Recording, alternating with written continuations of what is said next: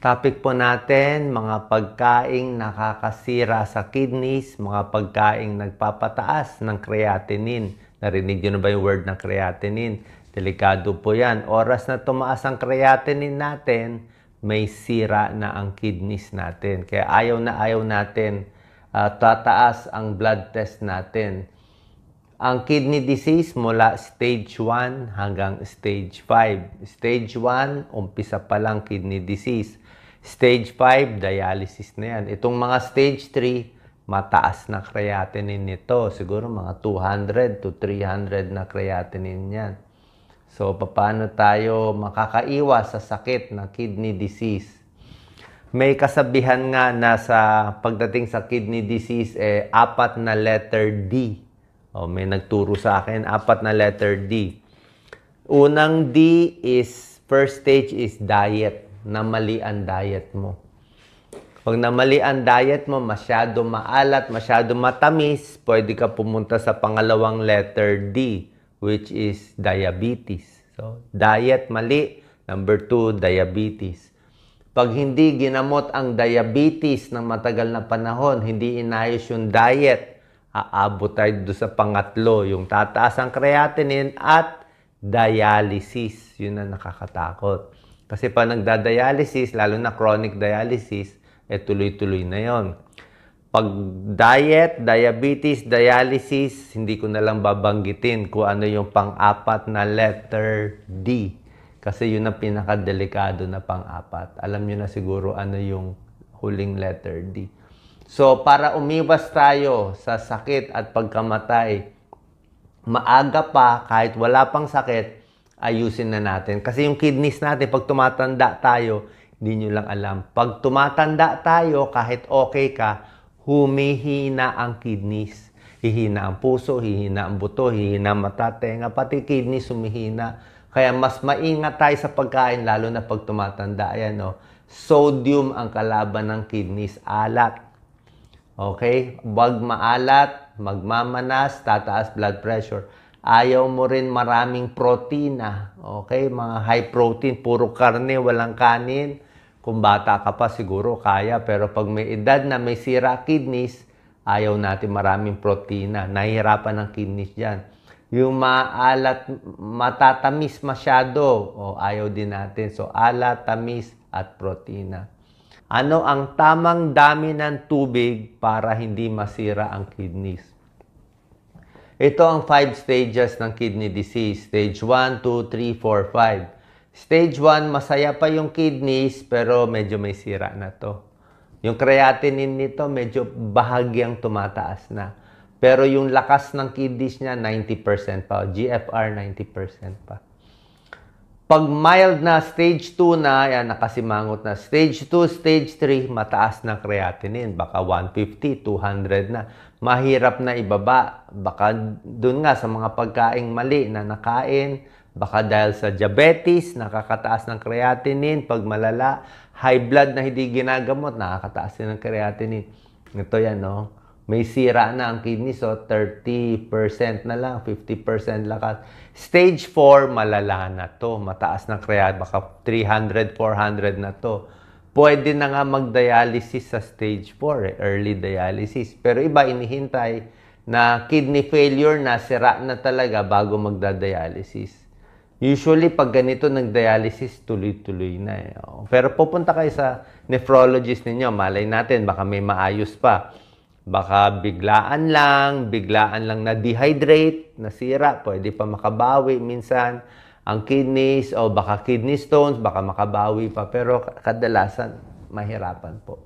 So yan Dito, salt, sugar, bawasan, protein, sinabi ko sa inyo. Vitamin C, siguro hanggang, ako 500 milligrams a day, pwede na. Yung iba hanggang 1,000 milligrams or 1 gram in a day, pwede na. Huwag nyo na sobrahan kasi ayaw ng mga kidney specialist yan. Pag lumampas kayo sa 2 grams vitamin C, baka magkaroon ng bato sa kidneys. Nakakakos ng bato Okay, painkiller, masama. Mamaya din yung mga contrast dye, CT scan, MRI.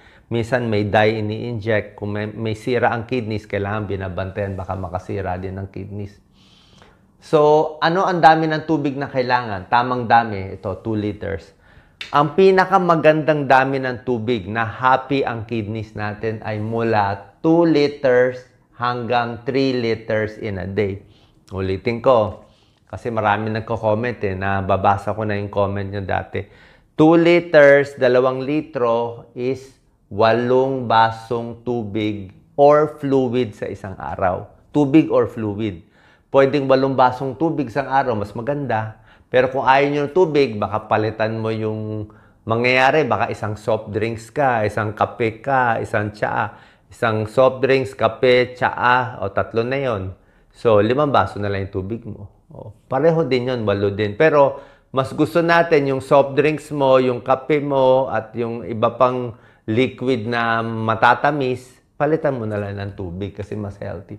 So, 2 liters ang pinakakonti, 8 basong tubig, pinakamarami, ideally mga 3 liters. Average lang to. Hindi to 100% sa lahat ng tao.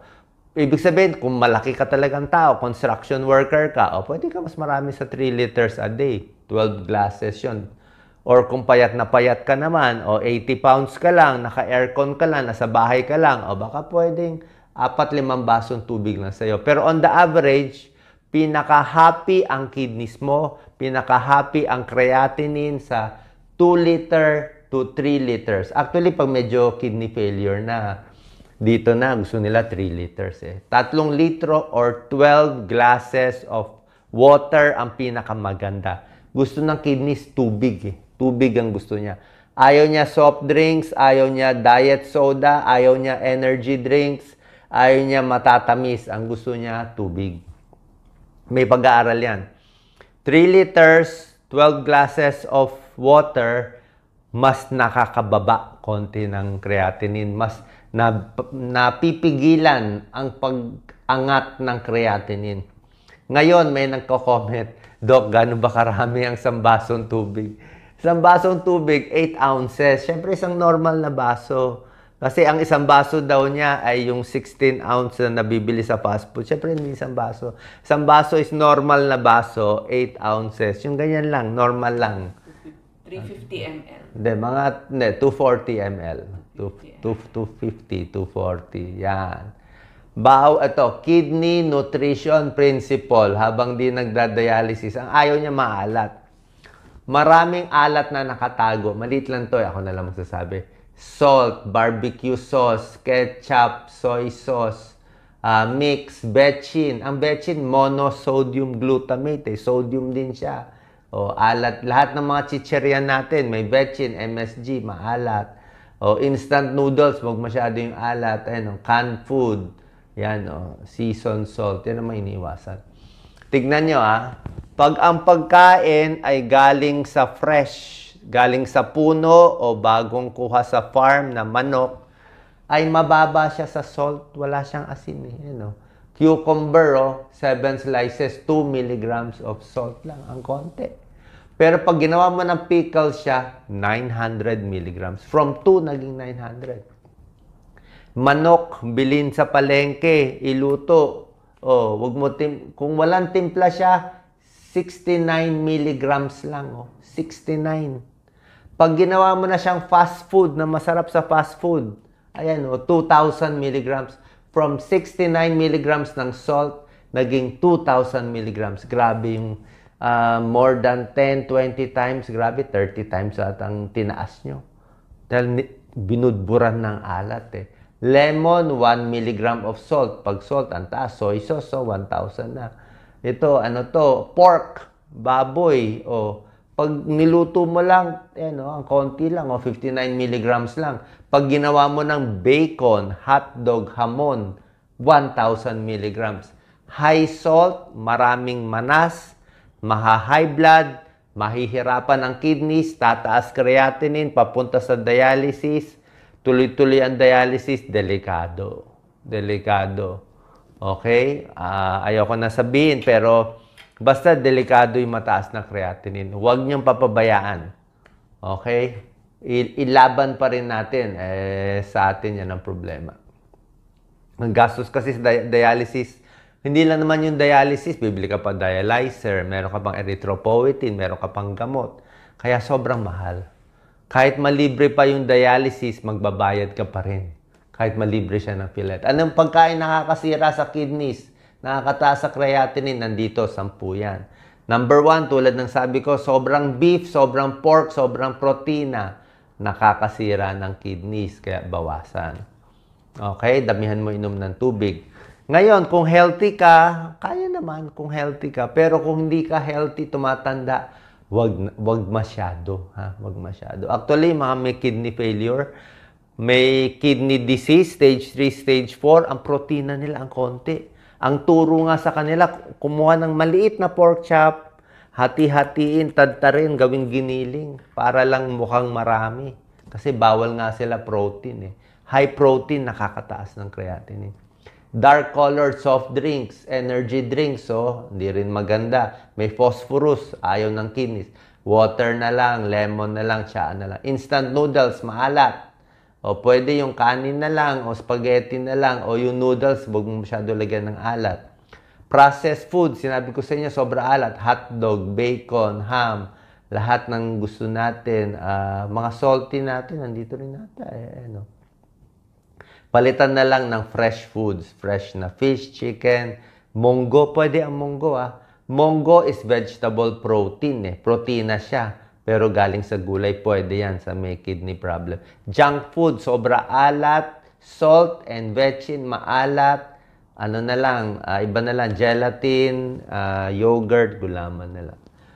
Filipino, puro tayo tuyo, daing, tinapa, salted egg. Pwede naman salted egg. Huwag naman siya. Fresh fish, hard-boiled egg. Delata na maalat. Delata, meron namang delata na in water, na hindi masyadong oily. O yung iba, hinuhugasan pa nga, Hinuhugasan yung meat o binababad sa tubig para mawala lang yung alat. Okay? Salty, patis, toyo, bagoong. Yan, nakakasira din yan sa kidneys. Alcoholic drinks, hindi maganda. Painkiller medicines, hindi maganda. Tulad na sinabi ko, mefenamic acid, ibuprofen. Kung hindi kailangan, wag na lang.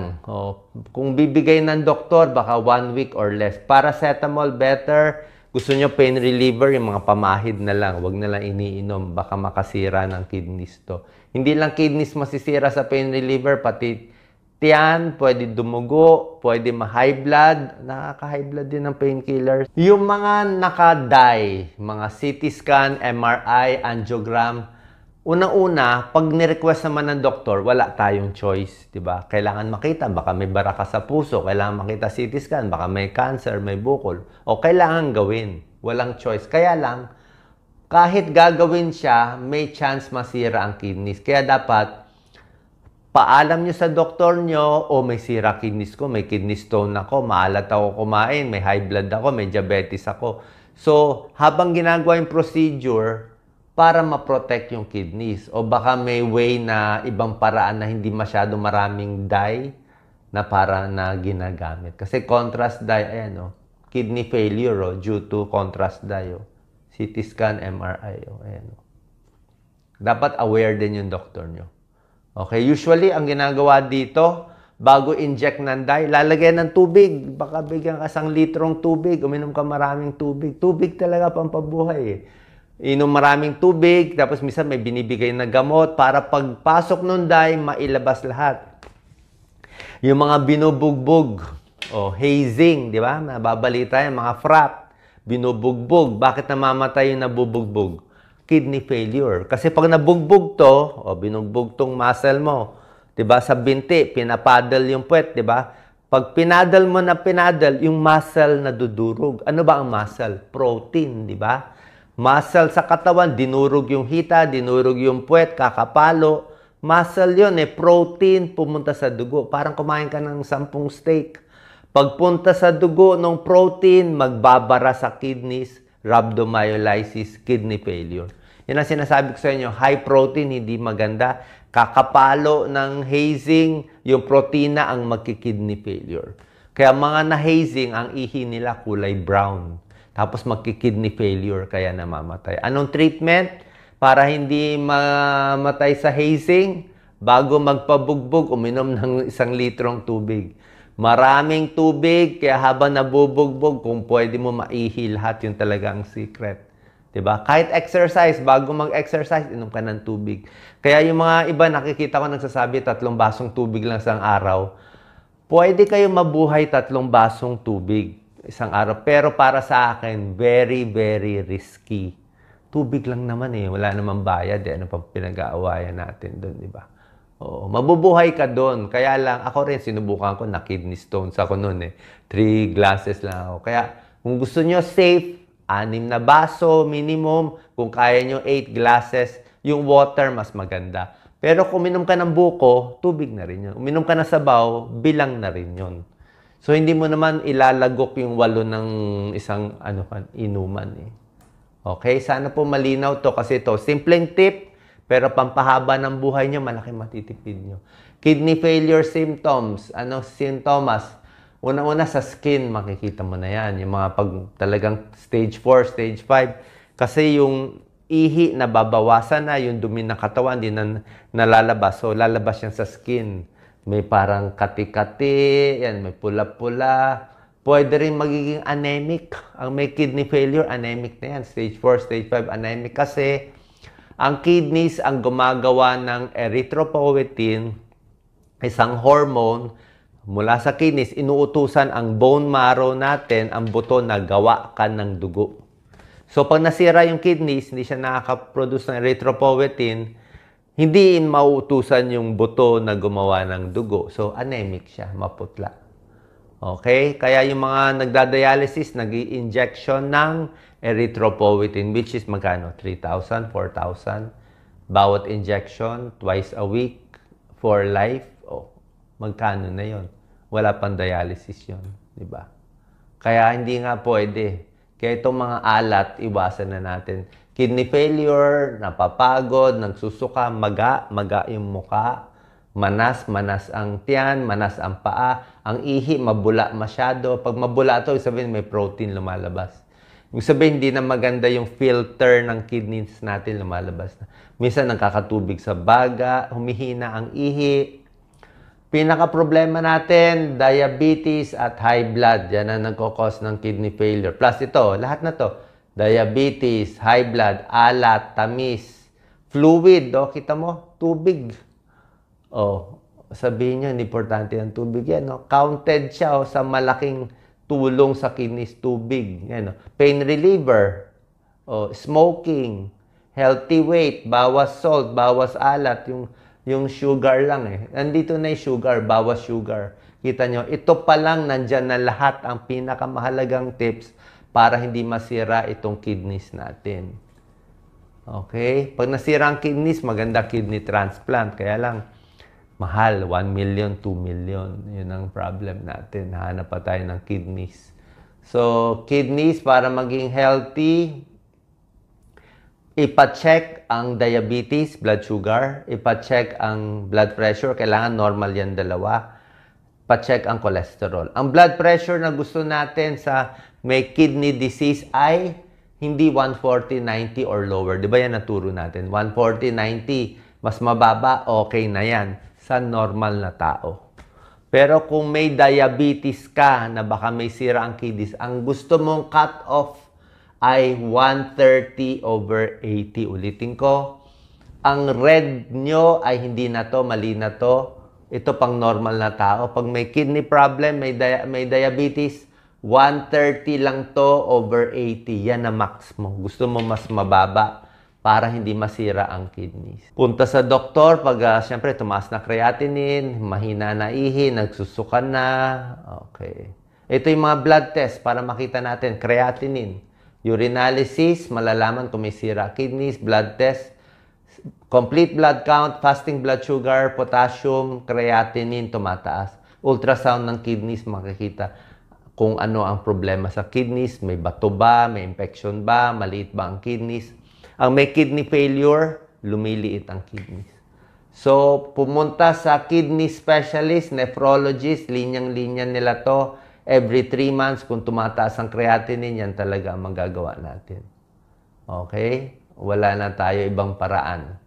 Ito talaga, para hindi mahirapan yung kidneys natin. Sa nephrologist, every 3 months, tutok, kailangan gastusan Kasi oras na tumaas yung creatinine, madali tumaas, mahirap bumaba. Yan ang problema, mahirap bumaba. Sana po nakakatulong tong video sa tamang pagkain, tamang pag-inom ng tubig, tamang gagawin, tamang check-up sa doktor para ma-save tayo sa kidney disease na sobrang taas at sobrang dami. Alam mo sa Pilipinas, ilan ang nagda-dialysis? Almost 80,000. 80,000 ang nagda-dialysis sa atin. At another 80,000 ang dapat nagda-dialysis pero hindi na nagda-dialysis. Malamang maaga na mamatay. Kasi hindi na nagda-dialysis Walang pera na, hindi na makaumpisa Kasi yung pag-umpisa, marami ka nang gagawin May shunt pa, may ano pa. Sobra laking paghihirap. Junk food lang pala iiwasan. Junk food, fast food, alat, and kaya naman natin ayusin. So, habang maaga pa, habang wala pa kayong sakit, share natin tong video para makatulong sa pamilya at kaibigan natin. God bless po.